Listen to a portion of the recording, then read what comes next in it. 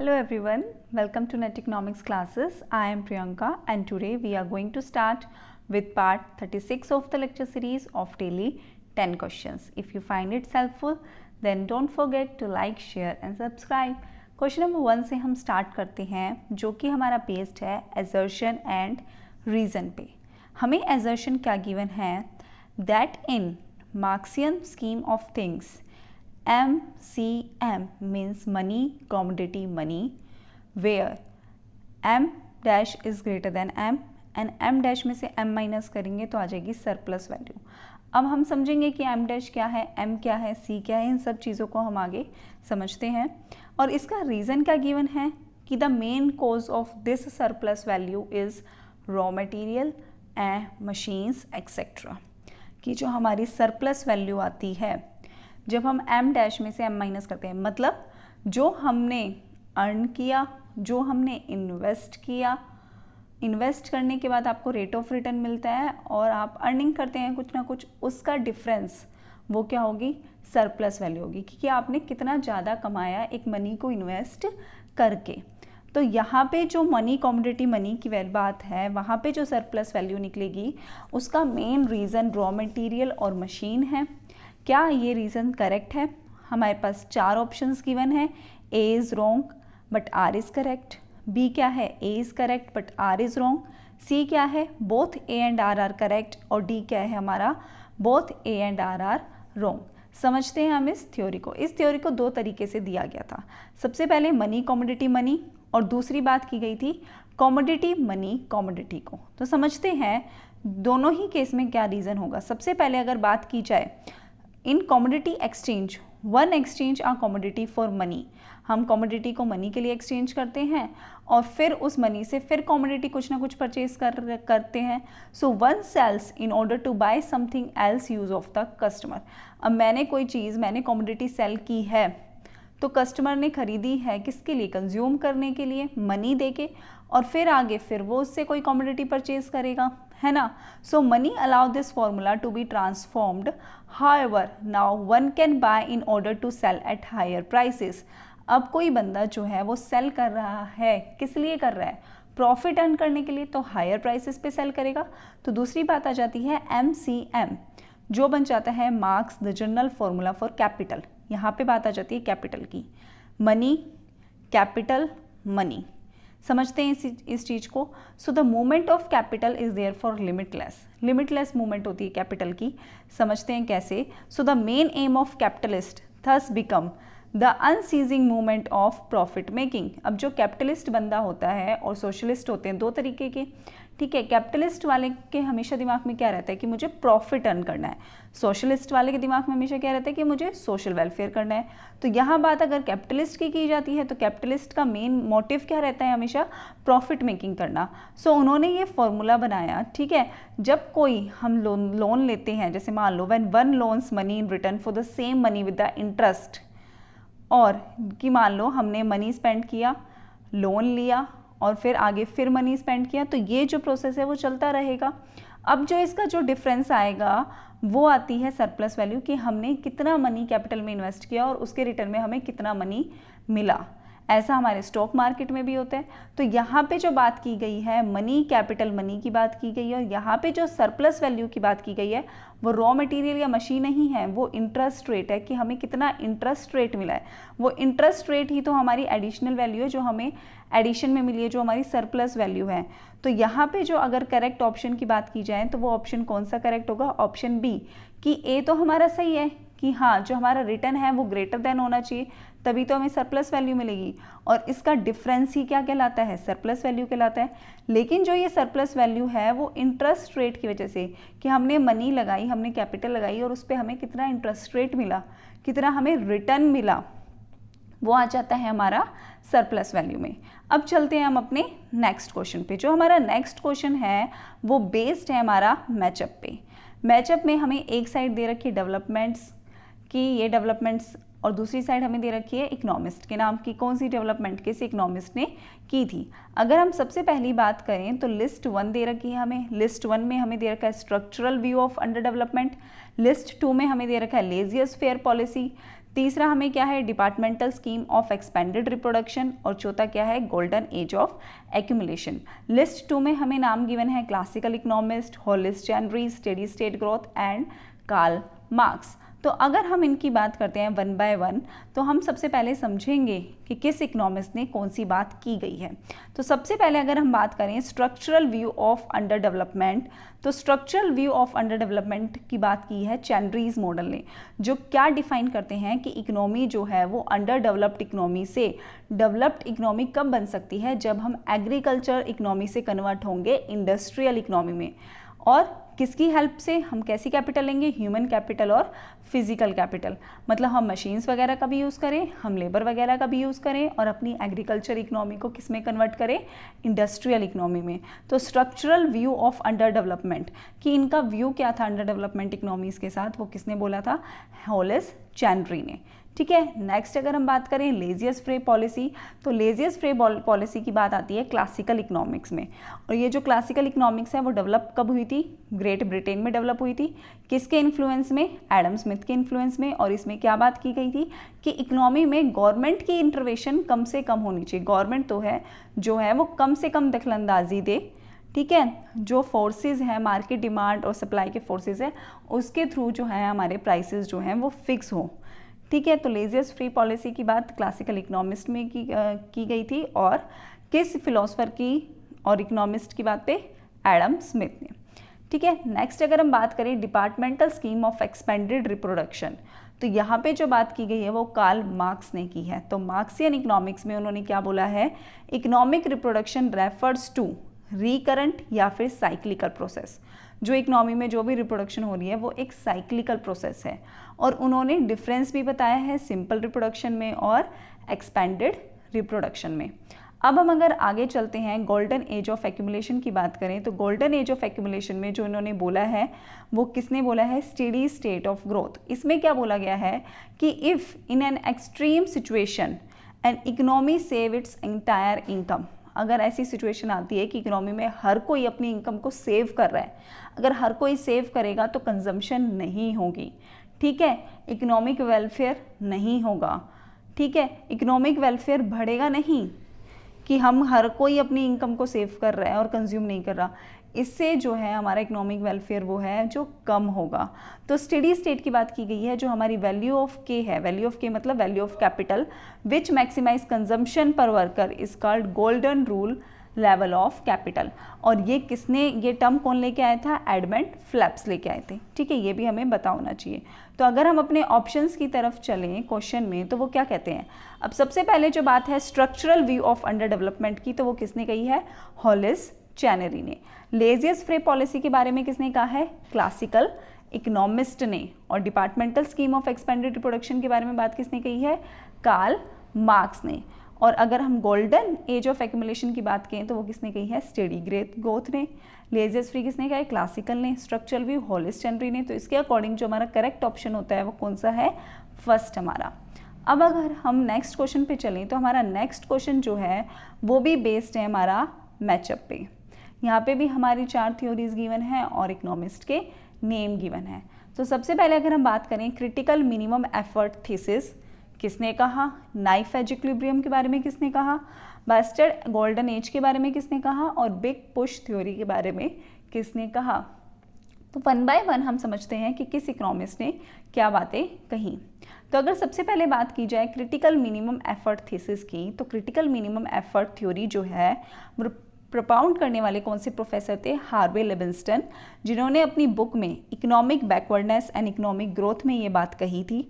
और उन्होंने क्या डिस्कस किया था कि अंडर डेवलप्ड जो कंट्रीज़ हैं उनका मेन कैरेक्टरिस्टिक्स क्या है कि वहाँ के लोग जो हैं वो विशियस सर्कल ऑफ पॉवर्टी में फंसे हुए हैं। ठीक है, लो इनकम होती है, पर कैपिटा उनको लो इनकम ही मिलती है।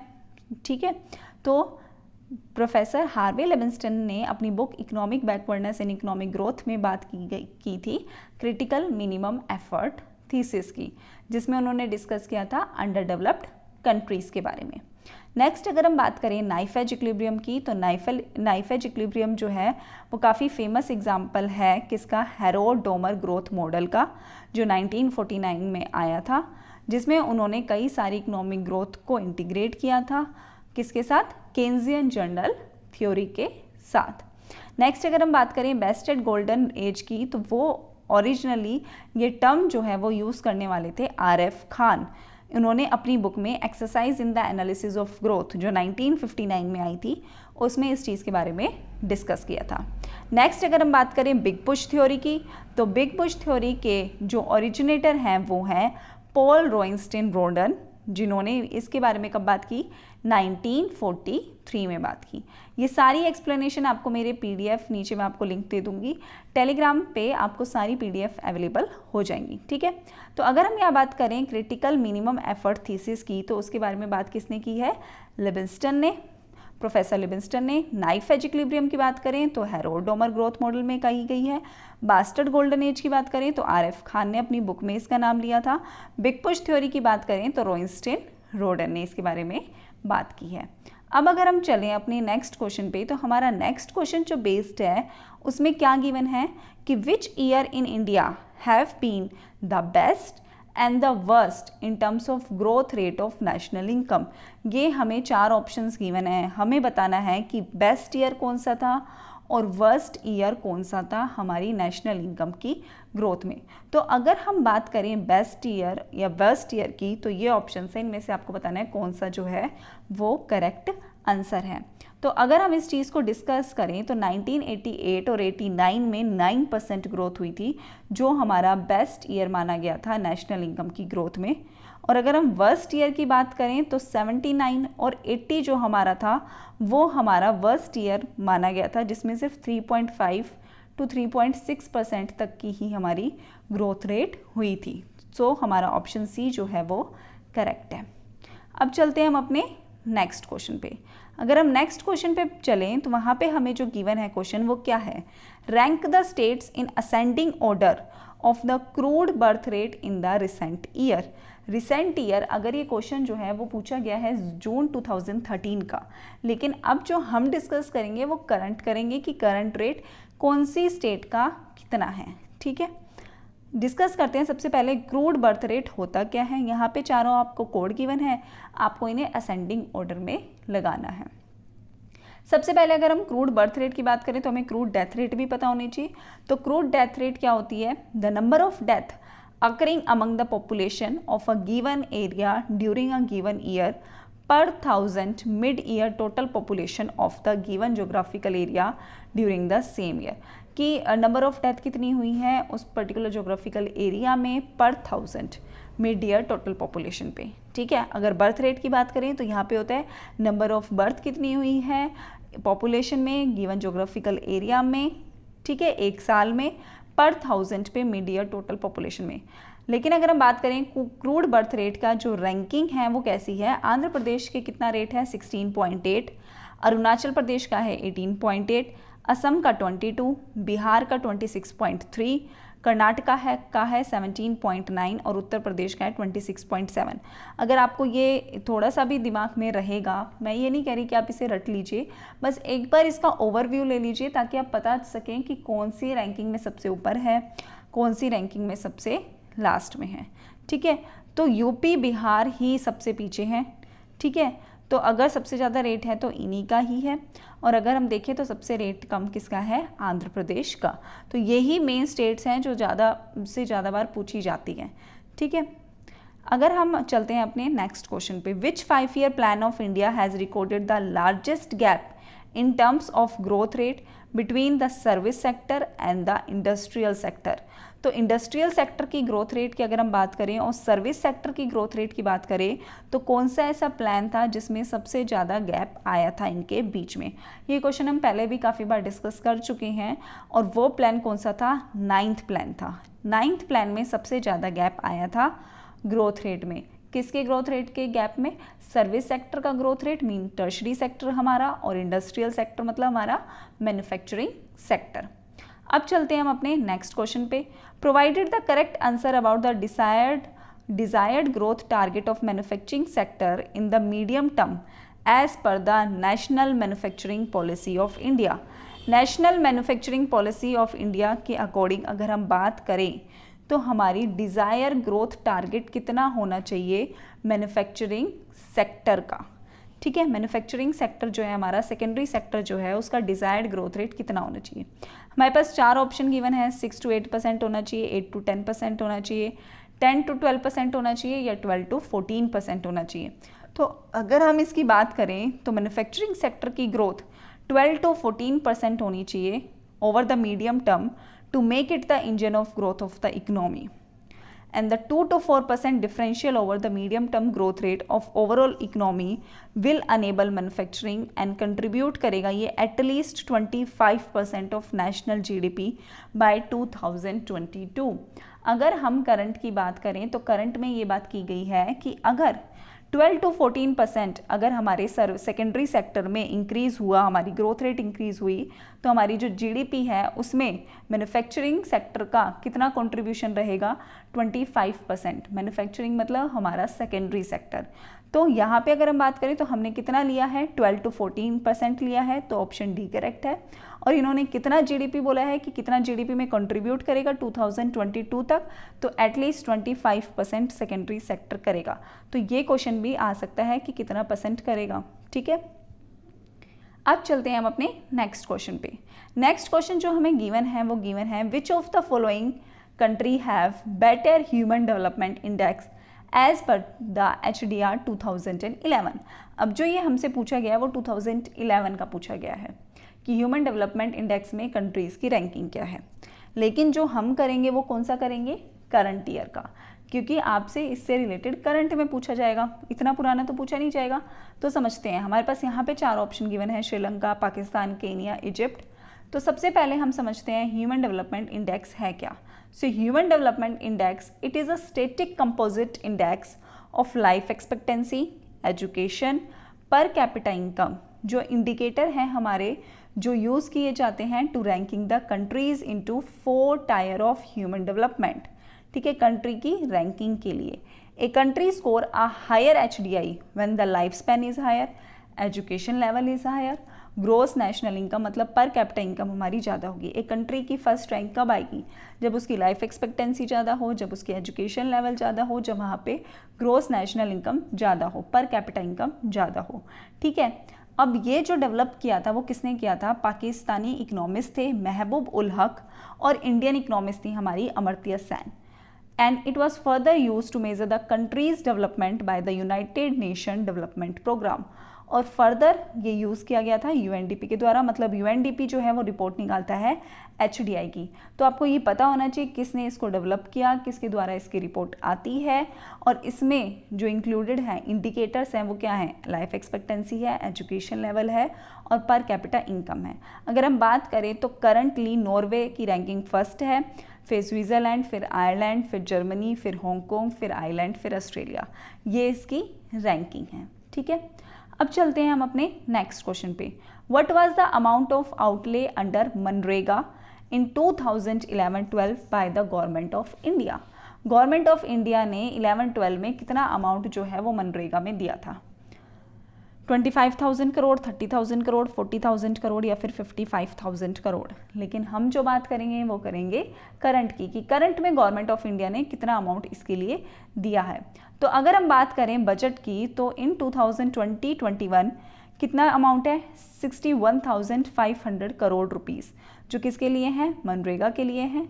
और ये पहले कितना था, 71,002 करोड़ 1920 में, और 18-19 में कितना था ये, 61,815 करोड़।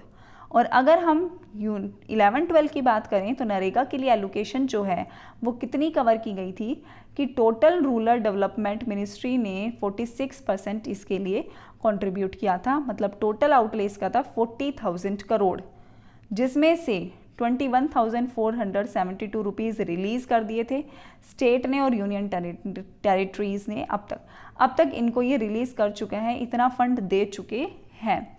करंट की बात करें तो करंट में कितना है हमारा, 2020-21 के बजट में कितना है, 61,500 करोड़ जो है। लेकिन यहाँ पे 11-12 का पूछा है तो हमने 40,000 करोड़ है यहाँ पे, लेकिन अब से हमें जो पूछेगा वो करंट पूछेगा, तो हमें कितना बताना है, 61,500 करोड़। अब चलते हैं हम अपने आज के लास्ट क्वेश्चन पे, जो हमारा क्या है, provide correct answer about the share of India in the world merchandise export in 2010। World merchandise export में इंडिया का कितना शेयर है, पूरे वर्ल्ड का कंपैरिजन करें तो इंडिया का कितना शेयर है 2010 में। ऑप्शंस हमारे 4 गिवन हैं, 0.5%, 0.9%, 1.1% और 1.5%। तो अगर हम बात करें तो हम तो करेंगे करंट की। अगर 2010 की बात की जाए तो 1.5% था। करंट की बात की जाए तो India global trade share as per WTO data release in April 2019 for the year 2018, India का जो शेयर है ग्लोबल एक्सपोर्ट में फॉर मर्चेंडाइज वो कितना है 1.7%। तो करंट रेट क्या है 1.7%। अगर हम बात करें ग्लोबल इंपोर्ट की तो वो कितना है 2.6%। अगर हम 2018 ईयर की बात करें तो उसमें सर्विस सेक्टर में कितना है इंडिया का शेयर ग्लोबल एक्सपोर्ट में 3.5% और इंपोर्ट में कितना है 3.2%। तो हमें करंट पता होना चाहिए। ये प्रीवियस तो अब आपसे पूछा नहीं जाएगा, ये तो ऐसे क्वेश्चंस होते हैं जो करंट ही पूछे जाते हैं, इसलिए मैं आपको करंट एक्सप्लेनेशन भी साथ साथ देती हूँ ताकि आपको याद रहे कि अगर करंट से रिलेटेड अगर ऐसा क्वेश्चन आया तो कितना होगा। तो अब करंट कितना है, India global export for merchandise 1.7%, import कितना है 2.6% और सर्विस सेक्टर में कितना है 3.5% एक्सपोर्ट और इंपोर्ट कितना है 3.2%। Thank you so much everyone. If you find it's helpful तो प्लीज़ लाइक शेयर और सब्सक्राइब करना मत भूलना। Take care everyone, bye bye.